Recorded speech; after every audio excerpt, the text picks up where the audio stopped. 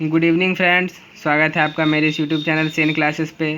Reflection of light chapter का चौथा video आ गया है। 3 वीडियो पहले से ही अपलोड है। आपने देखा है तो बहुत मज़े की बात है, नहीं देखा है तो चैनल पे क्लिक कीजिए, प्लेलिस्ट में जाइए और सीक्वेंस में देखिए। इससे क्या होगा ना कि आपको भी नोट्स बनाने में आसानी होगी। मैंने रिफ्लेक्शन ऑफ लाइट चैप्टर के एक एक टॉपिक पर डिस्कस किया है पहले भी और आगे भी करूँगा। अगर आपको लगेगा कि कोई टॉपिक इसमें से मिसिंग है तो आप कमेंट सेक्शन में कमेंट कर दीजिएगा, उस पर मैं वीडियो बना दूंगा अगले ही दिन, ये गारंटी है। तो इसके पहले वाले वीडियो में यानी कि पार्ट 3 में हमने देखा था कि रिफ्लेक्शन क्या है और रे डायग्राम देखा था रिफ्लेक्शन का, लॉज ऑफ रिफ्लेक्शन देखा था। तो आज हम उस पर बात नहीं करेंगे, आज हम टाइप्स ऑफ रिफ्लेक्शन की बात करेंगे। वहाँ पर तो हमने सिर्फ सिंपली रिफ्लेक्शन बोलकर काम चला दिया था। यहाँ हम देखेंगे कि रिफ्लेक्शन के टाइप कितने हैं। तो रिफ्लेक्शन के 2 टाइप हैं, एक रेगुलर और स्पेक्युलर, दूसरा इरेगुलर और डिफ्यूज्ड। तो आइए एक एक करके हम इसको देखते हैं। तो सबसे पहला है रेगुलर रिफ्लेक्शन। रेगुलर रिफ्लेक्शन है तो इसके नाम में ही इसका मीनिंग छुपा हुआ है। जैसे रिफ्लेक्शन ऑफ लाइट में उसके नाम में ही मीनिंग छुपा हुआ था, यहाँ भी नेम में ही मीनिंग छुपा हुआ है। आखिर ये रेगुलर रिफ्लेक्शन है, इसका मतलब ये रिफ्लेक्शन रेगुलर सरफेस से हो रहा होगा, तभी तो इसका नाम रेगुलर रिफ्लेक्शन है। अब रेगुलर सरफेस क्या होता है ना, plane surface, even surface. Even कहने का मतलब वो उसमें रुखड़ापन नहीं है, वो सरफेस बिल्कुल प्लेन है। तो प्लेन सरफेस से जब रिफ्लेक्शन होता है तो उसको हम रेगुलर रिफ्लेक्शन कहते हैं। और रेगुलर रिफ्लेक्शन में और क्या होता है ना, अगर पैरेलल रेज सरफेस पे इंसिडेंट करती हैं तो वो रिफ्लेक्ट होने के बाद भी पैरेलल ही रहती है।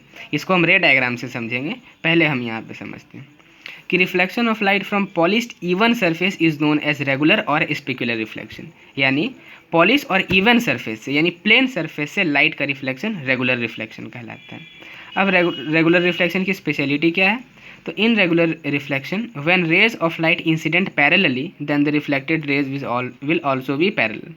यानी रेगुलर रिफ्लेक्शन में अगर पैरेलल इंसिडेंट रेज स्ट्राइक करती हैं सरफेस पे, यानी कि अगर पैरेलल इंसिडेंट रेज सरफेस पे फॉल करती है तो रिफ्लेक्शन के बाद भी वो पैरेलल ही रहने वाली है। इसको रे डायग्राम में अच्छे से देखते हैं। ये देखिए, ये इंसिडेंट रेज है, ये पैरेलल इंसिडेंट रेज है, ठीक है ना। आप देख सकते हैं, हो सकता है कि देखने में पैरेलल ना लगे लेकिन ये पैरेलल हैं। ये देखिए पैरेलल इंसिडेंट रेज है, ये सरफेस पे स्ट्राइक कर रही है और रिफ्लेक्ट हो रही है। रिफ्लेक्ट जो हो रही है तो जो रिफ्लेक्टेड रेज है वो भी पैरेलल ही हैं, ठीक है। हो सकता है मुझसे ड्राइंग में कुछ ऊपर नीचे हो गया हो तो माफ़ कीजिएगा, आप समझिए कि ये पैरेलल ही हैं। यानी कि इंसिडेंट रेज जब पैरेलल स्ट्राइक करती है, फॉल करती है ओपैक सरफेस पे यानी कि प्लेन सरफेस पे, तो वो रिफ्लेक्शन के बाद भी पैरेलल ही रह जाती है। यही रेगुलर रिफ्लेक्शन की स्पेशलिटी है। तो प्लेन सरफेस तो समझ में आ गया, रेगुलर रिफ्लेक्शन यानी प्लेन सरफेस से रिफ्लेक्शन होगा तो अगर इंसिडेंट रेज पैरेलल है तो रिफ्लेक्टेड रेज भी पैरेलल होंगी। ये हो गया रेगुलर रिफ्लेक्शन। अब आते हैं इरेगुलर रिफ्लेक्शन और डिफ्यूज रिफ्लेक्शन। इसमें भी नेम से ही पता चल रहा है इरेगुलर। इरेगुलर का मतलब होता है रफ सरफेस से अगर रिफ्लेक्शन हो, यानी कि सरफेस इरेगुलर हो। ये देखिए हमने सरफेस को इरेगुलर बना दिया, यानी रुखड़ा बना दिया, ऊबड़ खाबड़ बना दिया। तो अगर इरेगुलर सरफेस यानी कि जो सरफेस प्लेन ना हो, इवन ना हो, अगर उससे रिफ्लेक्शन हो रहा है तो वो इरेगुलर रिफ्लेक्शन कहलाएगा। तो इसको हमने साफ साफ शब्दों में लिख दिया है कि reflection of light from rough surface in which parallel incident raise scattered in all direction. उसमें हमने क्या लिखा था कि अगर इंसिडेंट रेज पैरेलल हैं तो रिफ्लेक्टेड रेज भी पैरेलल ही होंगी। लेकिन इसमें हमने क्या लिखा कि पैरेलल इंसिडेंट रेज जो है ना किसी भी डायरेक्शन में स्कैटर हो जाती है, यानी किसी भी डायरेक्शन में फैल जाती है। स्कैटर करने को छितरना कहते हैं, किसी भी डायरेक्शन में छितर जाती हैं। तो देखिए ये पैरेलल रेज हैं, इंसिडेंट रेज हैं, ये इंसिडेंट पैरेलल रेज हैं। और देखिए एक उधर लौट गया, ये कहीं और, ये कहीं और, यानी किसी भी डायरेक्शन में स्कैटर हो गई, ठीक है। तो इसी को हम कहते हैं इरेगुलर और डिफ्यूज रिफ्लेक्शन। इसमें क्या होता है कि किसी भी डायरेक्शन में रिफ्लेक्शन के बाद लाइट चली जाती है। अब लॉ ऑफ रिफ्लेक्शन दोनों में फॉलो हो रहा है, ठीक है ना। इसको हमने पीछे लिखा भी, हम आपको दिखाते हैं। ये देखिए हमने यहाँ पे नोट में लिखा है कि laws of reflection are obeyed by both regular as well as irregular reflection. यानी चाहे रिफ्लेक्शन रेगुलर हो या इरेगुलर हो, लॉ ऑफ रिफ्लेक्शन हर हाल में फॉलो होना है। आइए उसको हम एक डायग्राम से समझने की कोशिश करते हैं। एक रफ डायग्राम हम बनाते हैं, यानी कि ये डायग्राम थोड़ा अच्छा नहीं लगेगा आपको, हो सकता है देखने में अच्छा ना लगे, ये थोड़ा रफ डायग्राम है। तो लीजिए एक सरफेस हमने लिया, ठीक है ना, एक रफ सरफेस है, मान के चलिए ये एक रफ सरफेस है। इसके किसी एक पॉइंट पे हम कंसीडर करते हैं, मान लीजिए कि ये रे आई यहाँ पे स्ट्राइक की और ये ऐसे लौट गई। ठीक है, एक कोई और रे लेते हैं जो कि इसके पैरेलल है। ये मान लीजिए ये पैरेलल रे है, ये इस रे के पैरेलल इंसिडेंट कर रही है। ठीक है, और ये ऐसे लौट गई। आप देख सकते हैं रिफ्लेक्टेड रे पैरेलल नहीं है, तो रिफ्लेक्टेड रे पैरेलल नहीं है इसका मतलब ये इरेगुलर रिफ्लेक्शन है, मतलब रफ सरफेस से हो रहा है। अब यहाँ पर आप एक एक रे डायग्राम को कंसीडर कीजिए। पहले हम इसको देखते हैं, ये इंसिडेंट रे है, ये रिफ्लेक्टेड रे है। इसके इस पॉइंट को आप नॉर्मल कंसीडर कर लीजिए, यहाँ पे एक नॉर्मल कंसीडर कर लीजिए, तो ये इंसिडेंट रे और रिफ्लेक्टेड रे बराबर होगा। आप इस पॉइंट पे एक नॉर्मल कंसीडर कर लीजिए, तो यहाँ पर भी इंसिडेंट रे और reflected ray angle of incidence और एंगल ऑफ रिफ्लेक्शन बराबर होगा। माफ़ कीजिएगा, मैंने अगर इंसिडेंट रे और रिफ्लेक्शन रे कहा हो तो एंगल ऑफ इंसिडेंस और angle of reflection I equal to R, यानी कि ये हर केस में होना है। आप किसी भी एक पॉइंट पे जाइए, वहाँ पे आप एक नॉर्मल एज्यूम कीजिए। मान लीजिए कि जैसे यही सरफेस है, अगर यहीं पे लाइट इंसिडेंट कर रही है, मान लीजिए यहाँ पे, तो यहाँ पर भी एक नॉर्मल होगा इस सरफेस पे, तो यहाँ पर भी एंगल ऑफ इंसिडेंस और एंगल ऑफ रिफ्लेक्शन बराबर होगा। यहाँ पर भी angle of incidence angle of reflection बराबर होगा। यही रफ सरफेस था, ये रफ डायग्राम था, इसे मैंने अच्छा से नहीं बनाया है, आप समझने के लिए अच्छे से बना सकते हैं। उम्मीद है आपको समझ में आया होगा। अब आगे चलते हैं। आगे का हमारा टॉपिक है इमेज एंड शैडो, यानी कि प्रतिबिंब और परछाई। इमेज और शैडो दो डिफरेंट चीज़ हैं।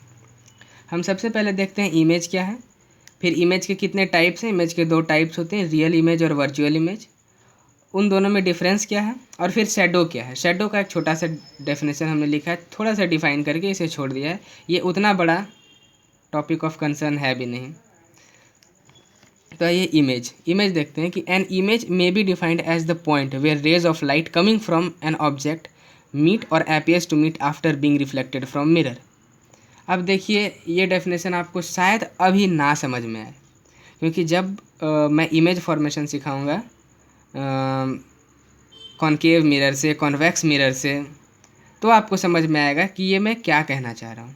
यहाँ पर मैंने कहा है कि जब भी मिरर के सामने कोई ऑब्जेक्ट आता है ना, तो सबसे पहले लाइट उस यानी कि रे ऑफ लाइट उस ऑब्जेक्ट से होकर के मिरर से टकराती है, और मिरर से टकराने के बाद वो किसी पॉइंट पे कटती है। तो जिस पॉइंट पे वो रेज ऑफ लाइट कटती है ना, उस पॉइंट को हम उस ऑब्जेक्ट का इमेज कहते हैं। ठीक है, या तो एक्चुअल में भी कट सकती है, या तो सिर्फ कटने का दिखावा भी कर सकती है। अगर एक्चुअल में रेज ऑफ लाइट कटती है तो वो रियल इमेज बनता है, और अगर एक्चुअल में नहीं कटती है, सिर्फ कटती हुई नज़र आती है, यानी कि रेज को एक्सटेंड करने के बाद वो ऐसा लगता है कि यहाँ पे कहीं पे आकर कटेगी। ये चीज़ भले आपको अभी समझ में ना आए, अभी आपके ऊपर से जाए, आप इसको सिर्फ कॉपी में लिख करके रहिएगा। जब कॉनकेव मिरर और कॉन्वेक्स मिरर में इमेज फॉर्मेशन हम देखेंगे, तो मैं फिर से आपको यही लेकर के आऊँगा और रिलेट करवाऊँगा कि मैंने क्या कहा था उस वक्त। तो अभी मैं सिंपल बोल करके निकल लेता हूँ कि किसी भी ऑब्जेक्ट को जब मिरर के सामने रखते हैं तो उससे रेज ऑफ लाइट होकर गुजरती हैं, और वो मिरर से रिफ्लेक्ट होने के बाद किसी एक पॉइंट पे कटती है, या तो कटने का दिखावा करती है। अगर एक्चुअल में कटती है तो रियल इमेज बनता है, और अगर कटने का दिखावा करती है, यानी कि रेज को इमेजिनरी रेज को एक्सटेंड करने पे ये बनती है, तो वर्चुअल इमेज बनता है। ये कैसे होता है ये हम बात करेंगे आगे। तो इमेज के दो टाइप्स हैं, रियल इमेज और वर्चुअल इमेज। पता चल गया आपको कि अगर एक्चुअल में रेज कट रही है तो रियल इमेज, कटने का दिखावा कर रही है तो वर्चुअल इमेज। अब आते हैं दोनों में डिफरेंस को देखते हैं, रियल इमेज और वर्चुअल इमेज में क्या डिफरेंस है। ये देखिए रियल इमेज, यहाँ पर फिर हमने एक डेफिनेशन ही लिखा है कि it is formed when rays of light actually meet after being reflected, यानी कि मिरर से रिफ्लेक्शन के बाद रेज ऑफ लाइट अगर एक्चुअल में मीट करती है, एक्चुअल में कटती है किसी पॉइंट पे, तो रियल इमेज बनता है। और अगर सिर्फ कटने का नाटक करती है, यानी कि ऐसा लगता है कि ये कट रही हैं बट कटती नहीं है, मतलब रेज को एक्सटेंड करते हैं हम डॉटेड लाइन से, तो हमें पता चलता है कि ओह इस डायरेक्शन में कट सकती है, तो उसको वर्चुअल इमेज कहते हैं। यहाँ हमने लिख दिया कि it is formed when rays of light appear to meet after being reflected, यानी मिरर से रिफ्लेक्शन के बाद जहाँ रेज ऑफ लाइट मिलती हुई दिखती है, एक्चुअल में नहीं मिलती है, बस मिलती हुई दिखती है, तो वैसे पॉइंट को हम उस ऑब्जेक्ट का वर्चुअल इमेज कहते हैं। मैं बार बार ये चीज़ बोल रहा हूँ कि अभी आपको हो सकता है समझ में ना आए, लेकिन जब इमेज फॉर्मेशन हम करेंगे कॉनकेव लेंस और कॉन्वेक्स लेंस में तो वहाँ ज़रूर समझ में आएगा। अभी आप इसको लिख लीजिए ताकि जब इमेज फॉर्मेशन करें तो आपको हम समझा पाएँ। अब यहाँ पे देखिए, it is always inverted. Real image हमेशा इन्वर्टेड होता है, यानी कि अगर ऑब्जेक्ट ऐसा है ये, तो इमेज अपसाइड डाउन बनने वाला है, ठीक है, और उल्टा बनने वाला है। तो ये हमने कह दिया कि real image is always inverted और virtual image is always erect. ये हमेशा सीधा होता है, इट इज़ ऑलवेज इरेक्ट, ये हमेशा सीधा होता है, यानी अगर ऑब्जेक्ट ऐसा है तो इमेज भी ऐसा ही बनेगा। हाँ, बड़ा छोटा हो सकता है, वो अलग बात है। It can be obtained at screen, it can't be obtained at screen, यानी जो रियल इमेज है ना वो स्क्रीन पे बन सकता है। स्क्रीन मीन्स पर्दा, जो सिनेमा हॉल में आप पर्दा देखते हैं, तो रियल इमेज स्क्रीन पे बन सकता है। वर्चुअल इमेज स्क्रीन पे ऑब्टेन नहीं हो सकता है। वर्चुअल इमेज का एक एग्जांपल देता हूँ, जो प्लेन मिरर में बनता है, यानी हमारे घर में जो प्लेन मिरर है उसमें जो इमेज बनता है ना वो वर्चुअल इमेज है। क्या वो पर्दे पर बन सकता है? बिल्कुल नहीं, वो इमेज पर्दे पर बिल्कुल नहीं बन सकता है, वो स्क्रीन पे बिल्कुल नहीं बन सकता है, तो वो वर्चुअल इमेज है। तो उम्मीद है कुछ क्लियर हुआ हो। अब आगे बढ़ते हैं। हाँ, तो अब देखिए जी, इमेज हो चुका, अब शैडो पे आते हैं। शैडो मीन्स परछाई। तो परछाई कैसे बनती है?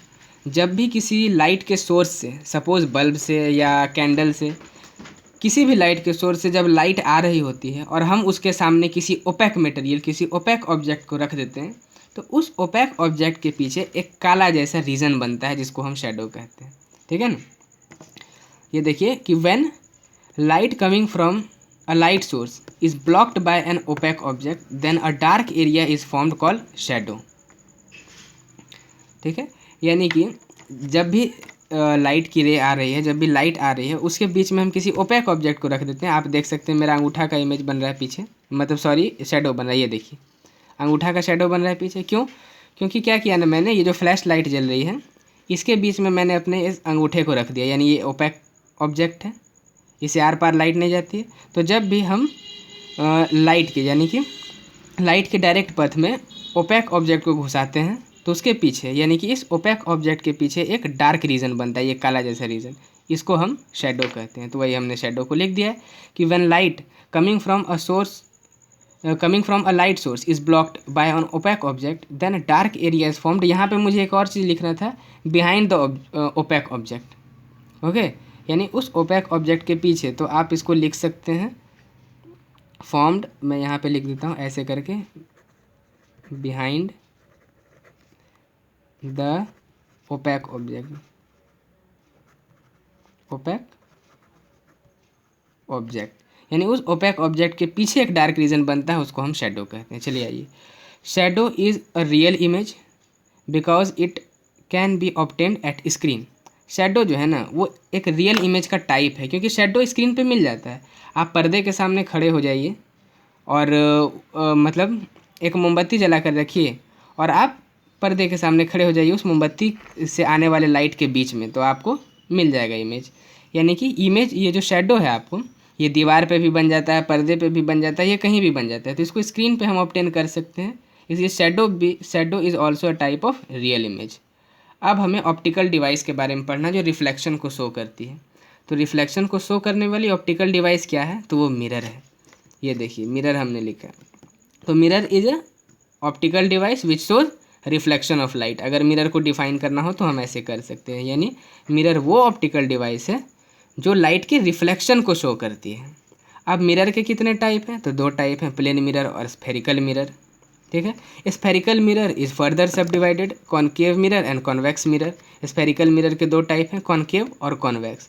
तो आइए एक एक करके हम थोड़ा इंट्रोडक्शन लेते हैं कि प्लेन मिरर क्या है, कॉनकेव मिरर क्या है, कॉन्वेक्स मिरर क्या है। ये देखिए प्लेन मिरर पे हम आते हैं।